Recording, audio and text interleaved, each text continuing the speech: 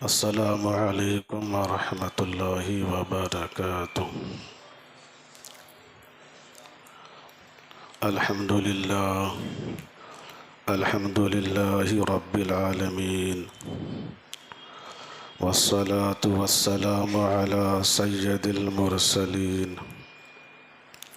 وعلی آلہ الطیبین الطاہرین، اما بعد فاعوذ باللہ من الشیطان الرجیم، بسم اللہ الرحمن الرحیم۔ شہر رمضان الذی انزل فیہ القرآن ھدی للناس وبینۃ من الھدی والفرقان، فمن شہد منکم الشہر فلیصمہ، ومن كان مريضا أو على سفر فعدة من أيام أخر، صدق الله العظيم وبلغنا رسوله النبي الأمين الكريم، ونحن على ذلك لمن الشاهدين والشاكرين، والحمد لله رب العالمين۔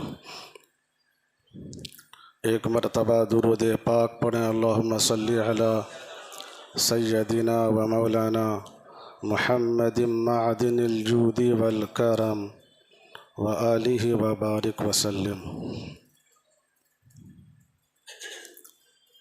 پیارے اسلامی بھائیو،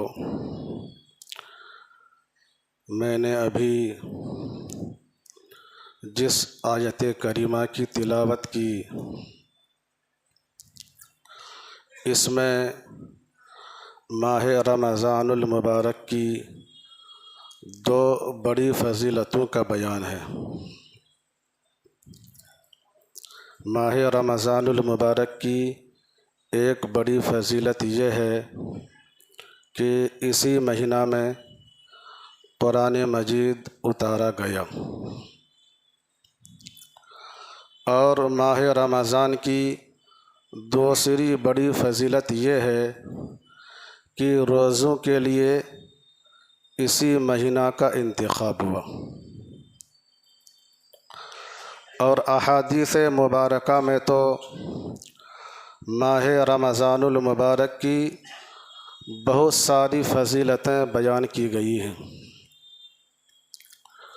ایک حدیث شریف کا مفہوم ہے، ہمارے پیارے نبی صلی اللہ تعالی علیہ وسلم نے ارشاد فرمایا ہے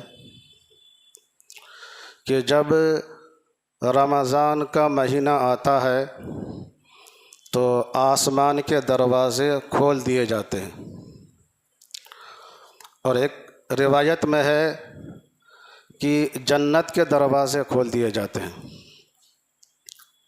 اور ایک روایت میں ہے کہ رحمت کے دروازے کھول دیے جاتے ہیں اور جہنم کے دروازے بند کر دیے جاتے ہیں، اور شیاطین زنجیروں میں جکڑ دیے جاتے ہیں۔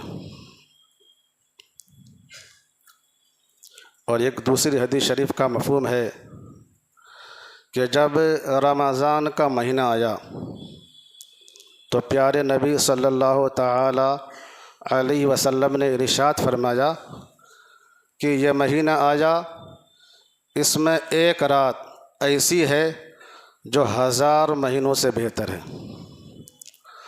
جو اس سے محروم رہا وہ ہر چیز سے محروم رہا، اور اس کی خیر سے وہی محروم رہے گا جو پورا محروم ہو۔ ان احادیث سے مبارکہ سے معلوم ہوا کہ ماہ رمضان کی بہت زیادہ فضیلتیں اور برکتیں ہیں۔ ہمیں چاہیے کہ ہم رمضان کے مہینے میں عبادتیں کر کے، دینی مسائل سیکھ کر کے خوب رمضان کی برکتیں اور رحمتیں حاصل کریں۔ ماہ رمضان المبارک میں روزہ رکھنے کی بہت زیادہ فضیلت ہے۔ حدیث شریف میں ہے، پیارے نبی صلی اللہ تعالی علیہ وسلم نے ارشاد فرمایا کہ جو شخص ایمان کی وجہ سے اور ثواب کے لیے رمضان کا روزہ رکھے تو اس کے اگلے گناہ بخش دیے جائیں گے، اور جو شخص ایمان کی وجہ سے اور ثواب کے لیے رمضان کی راتوں کا قیام کرے، یعنی رمضان کی راتوں میں تراویح کی نماز ادا کرے اور دوسری عبادتیں کرے، تو اس کے اگلے گناہ بخش دیے جائیں گے۔ اور جو شخص ایمان کی وجہ سے اور ثواب کے لیے شب قدر کا قیام کرے، اس کے بھی اگلے گناہ بخش دیے جائیں گے۔ اور ایک دوسری حدیث شریف کا مفہوم ہے، پیارے نبی صلی اللہ تعالی علیہ وسلم نے ارشاد فرمایا کہ جنت کے 8 دروازے ہیں، ان میں ایک دروازہ کا نام ریان ہے۔ اس دروازہ سے جنت میں وہی لوگ داخل ہوں گے جو لوگ روزہ رکھتے ہیں۔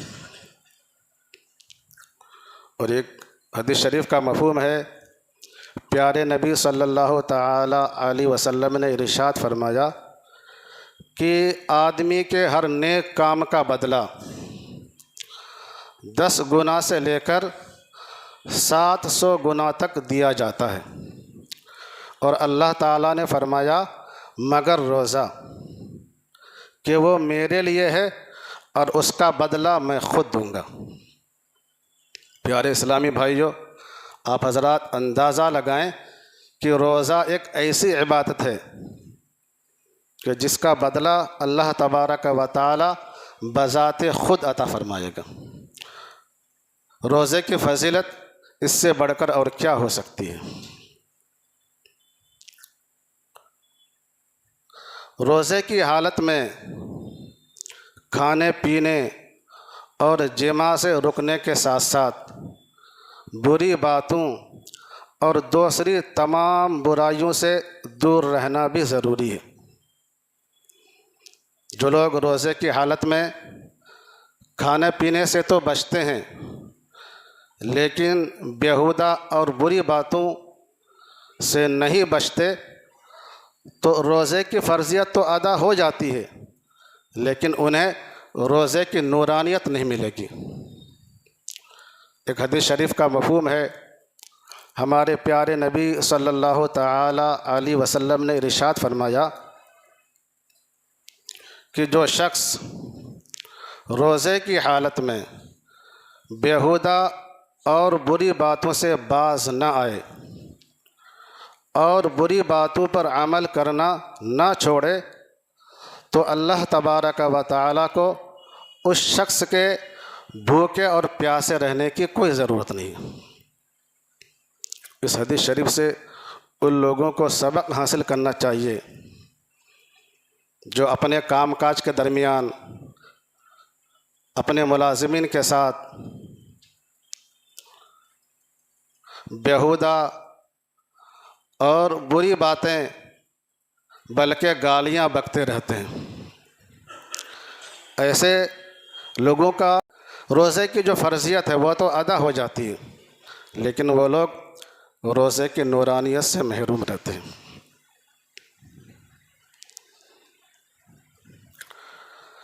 بغیر مجبوری اور بغیر کسی بیماری کے ماہ رمضان کا روزہ چھوڑنا سخت ناجائز اور گناہ کا کام ہے۔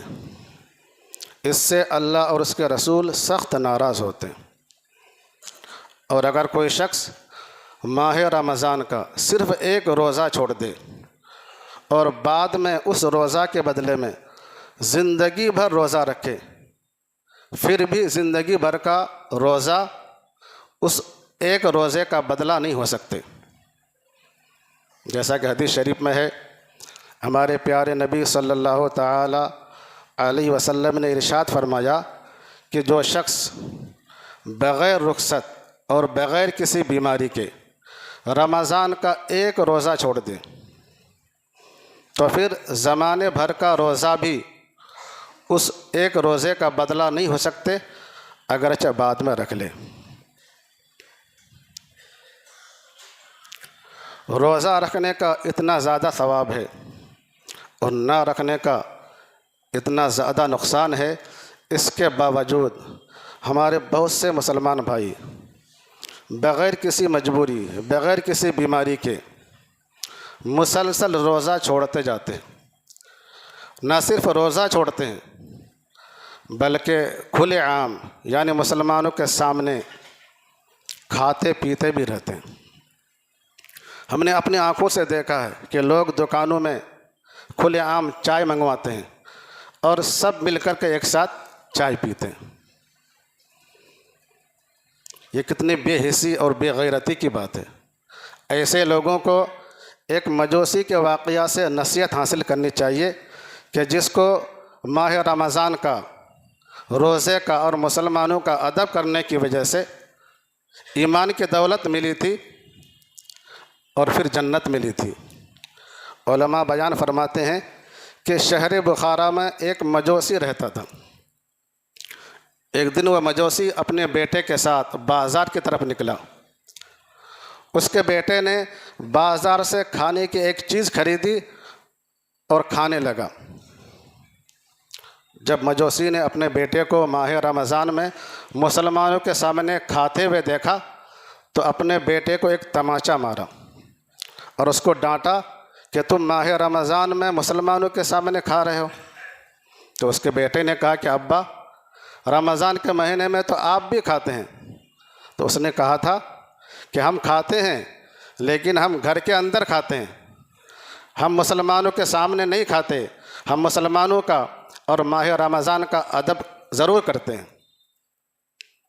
جب اس مجوسی کا انتقال ہوا تو ایک اللہ والے نے اس کو خواب میں دیکھا کہ وہ جنت میں ٹہل رہا ہے۔ حیرت سے پوچھا کہ تو مجوسی تھا، تو جنت میں کیسے آ گیا؟ تو اس نے کہا کہ ہاں، میں مجوسی تھا، لیکن جب میری موت کا وقت قریب ہوا تو اللہ تبارک و تعالیٰ نے ماہ رمضان کا اور روزے کا ادب کرنے کی وجہ سے مجھے ایمان کی دولت عطا فرمائی اور جنت عطا فرمائی۔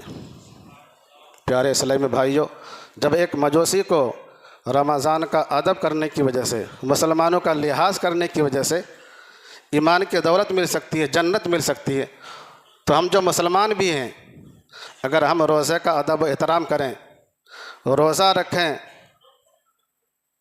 تو پھر ہمیں کتنا بڑا ثواب ملے گا۔